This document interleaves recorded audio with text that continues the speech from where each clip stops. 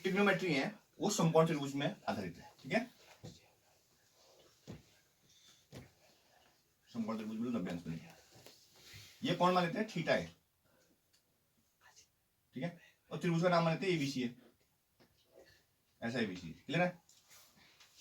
अब इसमें जो मेन कॉन्सेप्ट होता है, कोण के सामने वाला लंब होता है। क्या लिखेंगे, कोण के सामने क्या होता है, लंब होता है।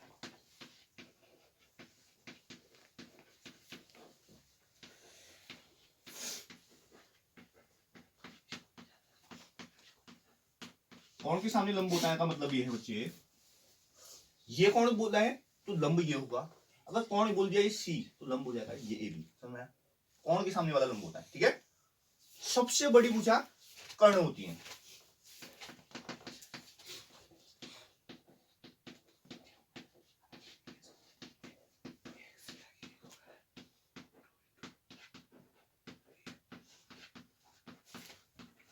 सबसे बड़ी भुजा क्या होगी, कर्ण होगी। देखो ये वाला कर्ण हो जाएगा, कर्ण हमेशा सबसे बड़ी होगी, ठीक है।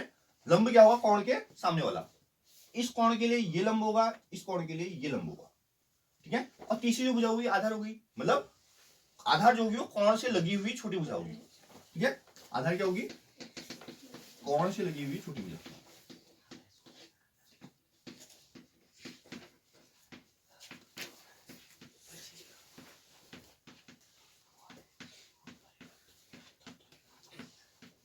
देखो कोण से लगी हुई दो भुजाएं होती हैं, देखो ये कोण है जैसे इसके दो भुजाएं, एक ये भुजाएं एक ये भुजाएं, तो जो छोटी भुजाएं हैं वो हो गई आधार। देखो ये छोटी है बड़ी है, क्लियर है। ऐसे इस कोण के लिए आधार ये हो जाएगा, इस कोण के लिए आधार क्या होगा, ये होगा, ये बड़ी है क्योंकि, और इसके लिए इस कोण के लिए लंब क्या होगा, सामने वाला होगा।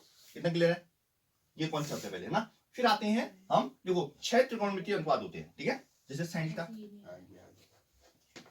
cos theta, tan theta, cosec theta, sec theta, cot theta, ठीक है। तो अब आपको पता होना चाहिए लाला आम लाया खाते खाते आया, ठीक है। क्या लिखेंगे, लाला आम लाया खाते खाते आया, ठीक है। तो जो पहला वाला होता है वो sin थीटा के लिए होता है, L बट्टे के, लंब बट्टे कर्ण, ठीक है। तो L मतलब लंब, के मतलब कर्ण, तो थीटा के लिए लंब क्या होगा, सामने वाला BC, लंब, कर्ण क्या है, AC, या लंब बट्टे कर्ण लिख दो जिसको हम, लंब बट्टे कर्ण, क्लियर है। और दूसरा वाला जो होता है cos के लिए होता है आधार बट्टे कर्ण, ठीक है। तो आधार बट्टे कर्ण लिख लो। थीटा के लिए आधार क्या होगा, AB, कर्ण तो भाई सबसे बड़ा ही है, AC रहेगा। तो अब tan थीटा क्या बोला है, लंब बट्टे आधार, लंब बट्टे आधार, लंब है BC बट्टे AB, BC बट्टे AB। अब ध्यान देना आगे, इतना क्लियर है। अब ये कॉसेक सेक और कॉट इनके उल्टे होते हैं। कॉसेक जो होता है 1 बट्टे साइन बोल दो इसको पहले, 1 बट्टे साइन, ठीक है। इसको मिटा देता हूं मैं, इसका काम यहां तक है, ठीक है। 1 बट्टे साइन है तो या तो इसको कर दो साइन का उल्टा, या जो फॉर्मूला लिखा था अभी अपने, लाला आम लाया खाते खाते आया, इसमें साइन था पहला, लंब बट्टे कर्ण, तो कर्ण बट्टे लंब हो जाएगा उल्टा। तो यहां से क्या हो गया, इसका उल्टा कर दो, कर्ण बट्टे लंब भी हो रहा है इसका उल्टा, या AC बट्टे BC हो रहा है, तो बोल दोगे कर्ण बट्टे लंब,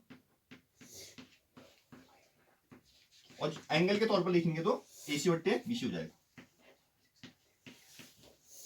जो ये AC बट्टे BC वगैरह लिखा हूं ये याद करने की जरूरत नहीं है, क्योंकि हर त्रिभुज PQR हो गया तो नाम चेंज हो जाएंगे, ठीक है। पर आपको पता होना चाहिए क्या फॉर्मूला होता है, ठीक है। सेक क्या होगा, 1 बट्टे कॉस,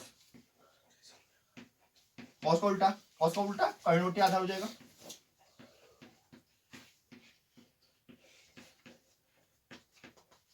ठीक है। कर्ण बट्टे आधार हो गया, जो कि AC बट्टे AB हो जाएगा।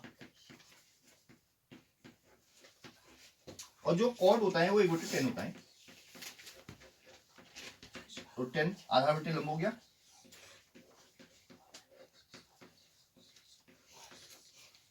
जिसको हम क्या बोलेंगे AB बट्टे BC, और जो cos थीटा होता है वो cos थीटा उल्टे sin थीटा भी होता है एक फॉर्मूला उसका, cos थीटा उल्टे sin थीटा। और आप जानते हो 1/10 है तो tan थीटा क्या हो जाएगा, sin थीटा उल्टे cos थीटा।